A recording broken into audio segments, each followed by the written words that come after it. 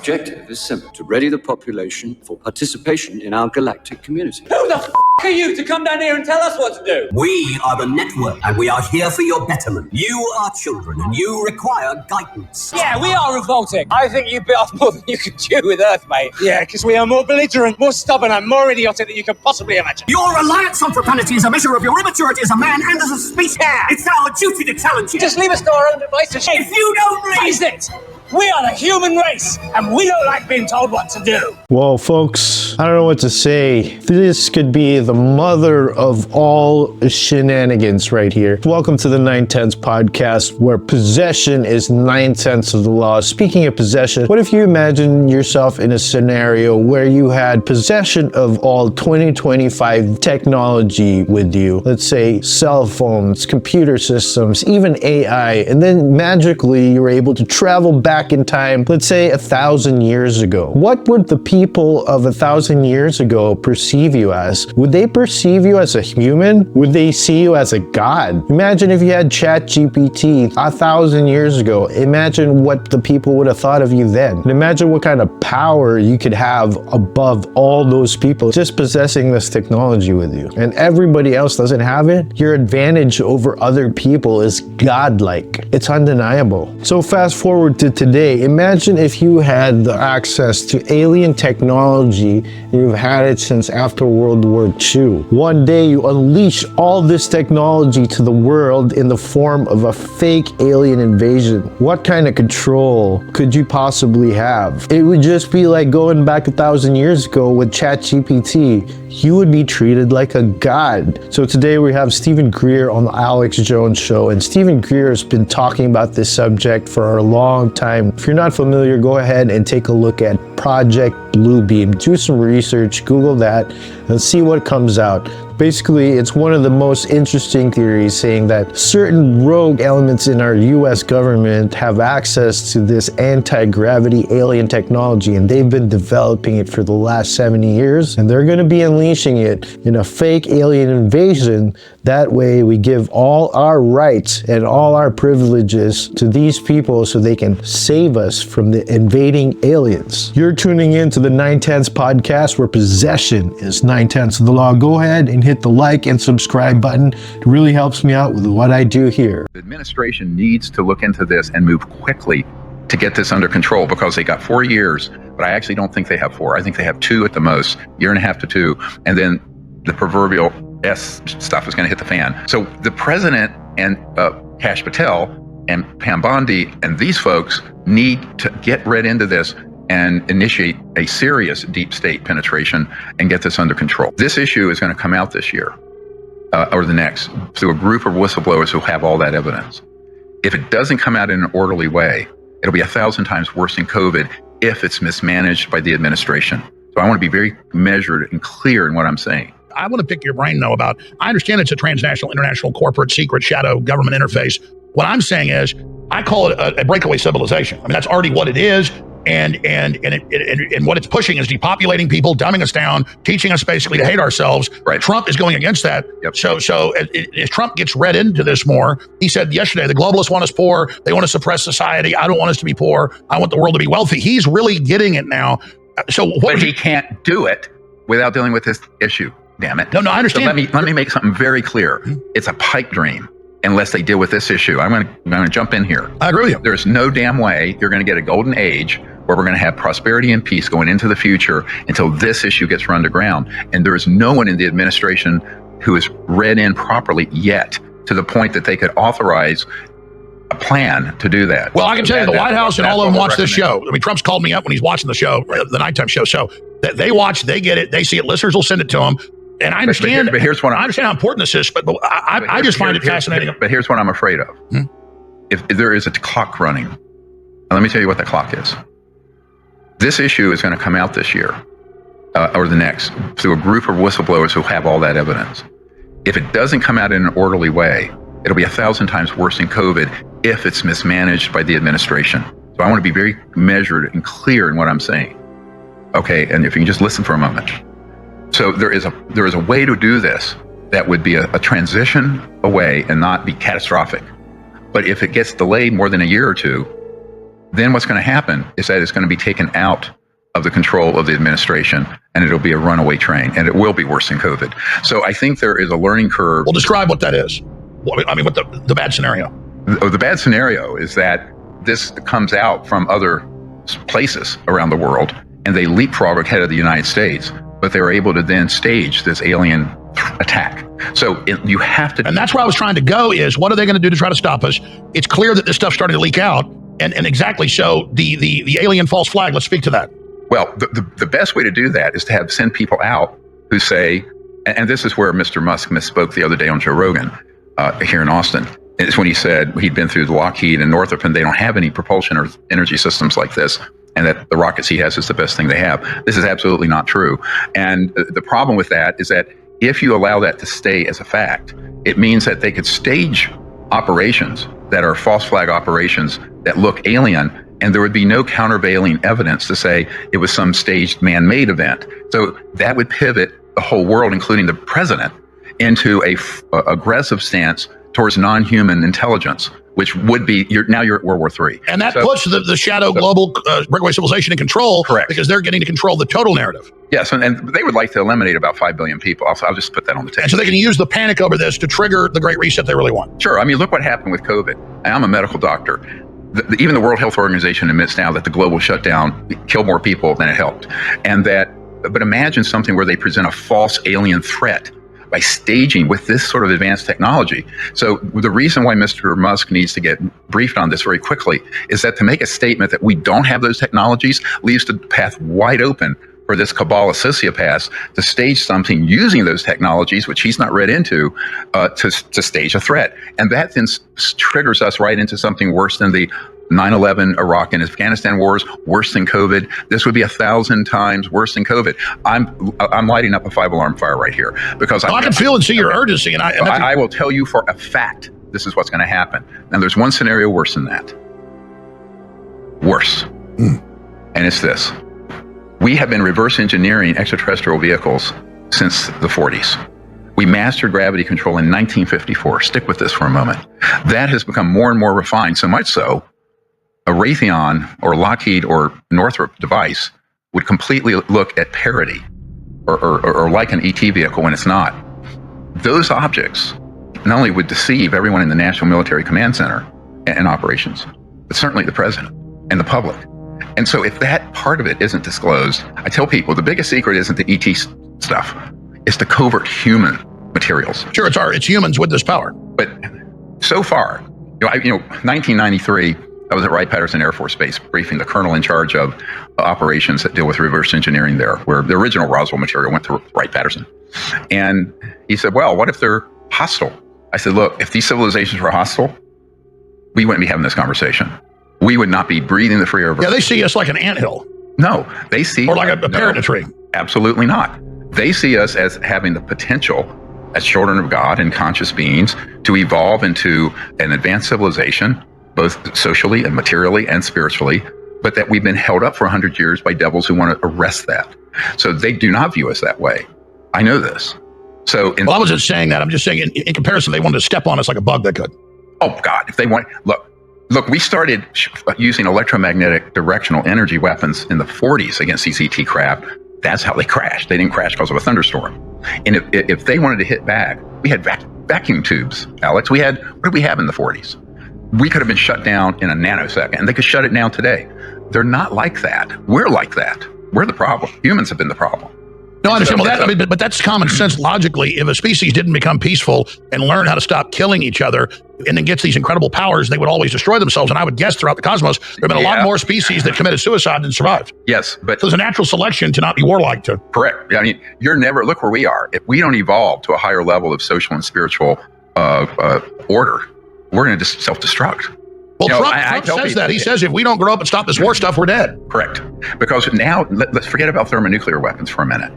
Those are tinker toys compared to the quantum potential trans-dimensional weapons that this organization has. Now, here's what's coming, however, is that this is spread, and let's say it's like a cancer.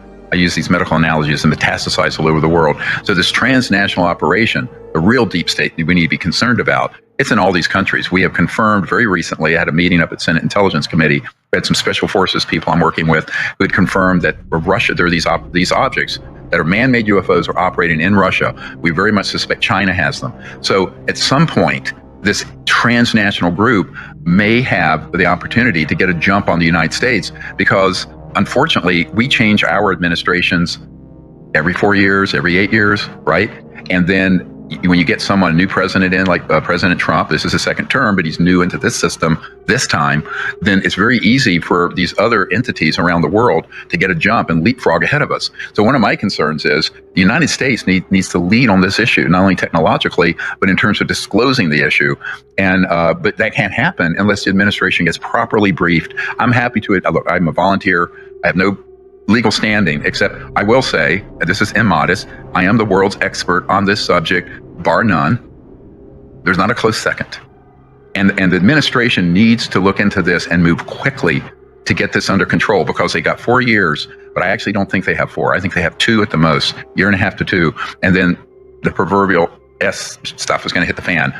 So I think that we have. But I can see the transnational blob, the breakaway civilization. It's scared though, and it's trying to create major crises to derail what we're doing. So, so can you speak specifically?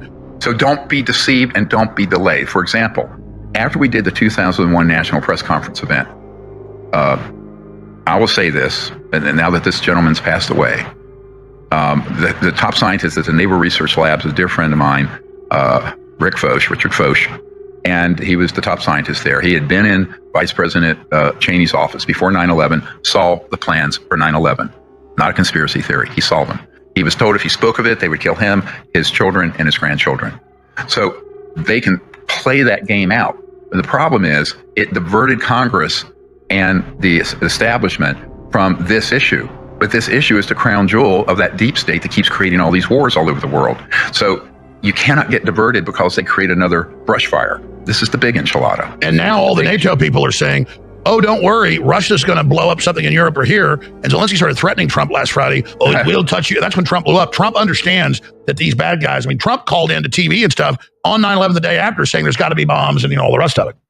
Well, but it's worse than that.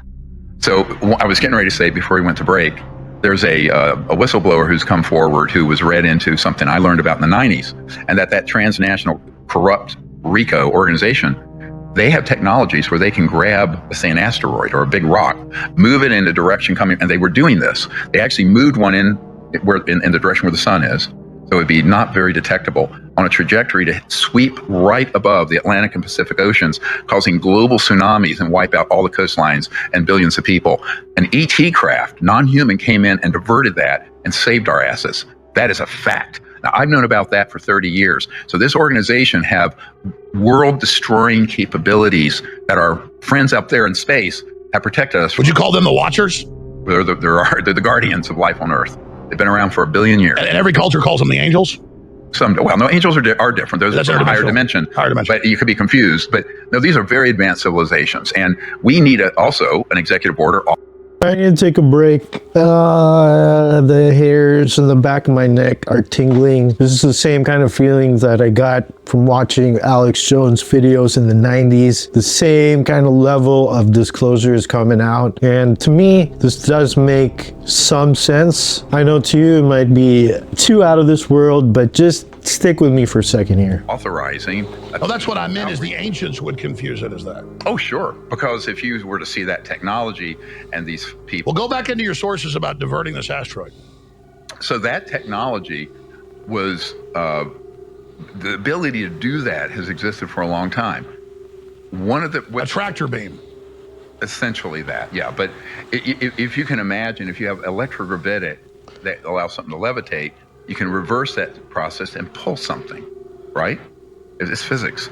So, and we understand that physics, but those systems are operational. So the whole world is in a complete, not just United States, humanity is in the crosshairs of a group of people who would love to see an ELF, an extinction level event. And this would be catastrophic. And I don't say this lightly. I'm a serious. Why are they obsessed with killing people? Oh, well, for a lot of kooky reasons. They want depopulation. And then you have people who are what I call the eschatologists. They kind of want to create Armageddon because they think that means Christ will be forced to return. I know that's what Prince Hans Adam von Liechtenstein told me, the Crown Prince of Liechtenstein, who's part of this global group. Oh, yeah, you've got people publicly trying to build the third temple and kill the red heifer. Oh, it's all manner of insanity. And then you have, folks who view it more from, we need to just get rid of a lot of people. So, but, if you care about human life and the earth and long term, on thousands of years of a civilization going forward in a golden age, you're going to have to deal with this rot. That's not only. Well, I know why they want to get rid of people at the base. Is they're evil and like the power. They think that's godlike to be able to do whatever they want. But also they're threatened by civilization growing and everybody getting this because they won't be in the monopoly anymore. That's all it is. It's all about control. It's all about controlling the planet, and they have this masters of the universe mindset. So you say who a lot of the controllers are. I'm asking. I understand it's transnational, but China, from all the evidence, looks like they were on the inside of it. They said, "Hey, we've got this ourselves. Let's break away." So there's been that fight. I know a lot of that's on the surface. There's double agents on both sides. But when you say this stuff's going to start coming out regardless, are you talking about China or from where? Or how does CERN play into this? Well, no, it's global, and we have our own operations here. I mean, you mentioned Brennan. He's been involved. Clapper's been involved. So, clearly Brennan's one of them, right? Admiral Bobby Ray Inman, who's in his 90s, he was way up in that organization. Well, George H.W. Bush was, but W was sort of on the side. Absolutely, Dick Cheney's been involved in these operations. How do they bring somebody in? Well, why? Well, they tried to bring me in 1992. It's a funny personal story. When I first started pushing into this, I had the head of Army Intelligence, General Stubblebine, offer me $2 billion to abandon my mission and be part of that group. $2 billion was a lot of money in 92. Well, Stubblebine later came out against the globalists, the depopulationists and all that. Well, yeah, because we started exposing his involvement, and he was afraid he could get wrapped up and arrested. Because let me cut to the chase here. The people involved with this are committing murder, abductions. They're faking all the alien abductions and mutilations. Those aren't ET. Those are us doing it. It's a CIA psyop. We can prove that. Then you have people who are doing all this money laundering, drug trade, human trafficking. The entire federal penal code be thrown at this organization. My big question is, where's federal law enforcement on this? We have the proof of it. We have whistleblowers ready to come forward. So the president and Kash Patel and Pam Bondi and these folks need to get right into this and initiate a serious deep state penetration and get this under control. No, I agree. I mean, they're like arresting army people. We're talking to the Chinese, trying to sell them equipment. Okay, fine, arrest them. And we don't need to see a press conference from Kash Patel. We want to see the big kingpins arrested. And that starts with the FBI people that have been covering up stuff to get full control of the FBI, and then they need to start going in to the skunk works, all of that. I mean, Trump's talking about going to Fort Knox. Great, do that. How about he announces, I'm going tomorrow, you tell him where to go at the skunks works or where these bases? In here. Okay, right here in front of you, and this is in the what's being provided to the president's people and to him, is a map and a list of the sites, where they're located, up to and including GPS coordinates for the underground entry points to some of these STIFs, subterranean facilities or dumps, deep underground military bases. I know where they are. We have whistleblowers who worked in them. They want to provide this information to the president and to the FBI, but they need to be protected because let me tell you what one guy, this former chairman of a major corporation, wanted to come forward, and he said we could have free energy decades ago. His people reached out to me. Immediately, he had someone come up to him and threat and say, we can kill your family, your children, and your grandchildren. It was a direct death threat to a prominent former chairman of a Fortune 50 corporation who is a high-value target whistleblower. So the United States government, the president, and the national security system needs to put these protections in place if they want to move anywhere. So there is a procedure here. We have a plan for this. It's in the executive orders. If you have a camera to zoom in on, here they are.